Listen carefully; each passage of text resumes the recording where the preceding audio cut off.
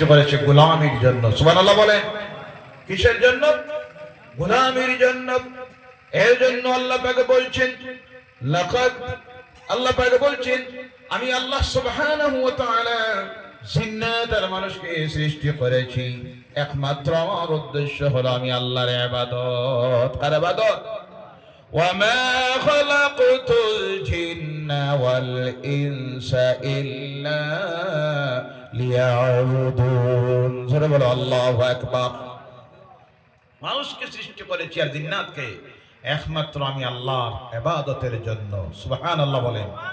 তাই ইবাদত করতে গিয়ে যে সিস্টেম হয়, কাঠামো আল্লাহ সেইভাবে সৃষ্টি করেছেন। দুনিয়া আর কোন মাখলুককে সেইভাবে সৃষ্টি করেন নাই।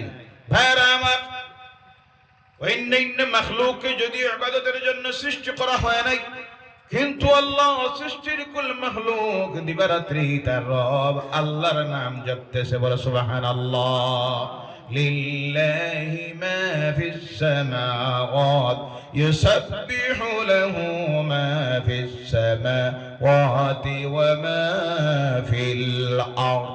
তাসবিহ পড়তেছে, গুণনা বলে বর্ণনা করতে সকলে আল্লাহর, যারা আকাশ আর জমিনের মধ্যে আছে। বলে সুবহানাল্লাহ। একটাও মাখলুক বাকি নাই, সব দিবারাত্রি 24টি ঘন্টা নাম জপতেছে কার? প্রশংসা করতেছে কার? কিন্তু তারা করতেছে আল্লাহ তাদেরকে এই উদ্দেশ্যে সৃষ্টি করে নাই, আমাদেরকে এই উদ্দেশ্যে সৃষ্টি করেছেন। এর কারণে সিস্টেম দিয়েছেন। দুনিয়ার কোন মাখলুক এইভাবে হাত আল্লাহ দেয় নাই। কি শুকরিয়া আল্লাহ আদায় করবেন। হাতের আঙ্গুলির মাঝে মাঝে আল্লাহ পাক সিস্টেম বানাইয়ে দিয়েছে, কবজা লাগাইয়ে দিয়েছেন। এখানে দিল একবার, ওখানে আর একবার, এখানে আর একবার। মাথা নত করার সিস্টেম, কোমর ব্যাথা করার, পাও এক জায়গায়, দুই জায়গায়, তিন জায়গায় বেন্ড করার সিস্টেম আল্লাহ দিল। বলে সুবহানাল্লাহ।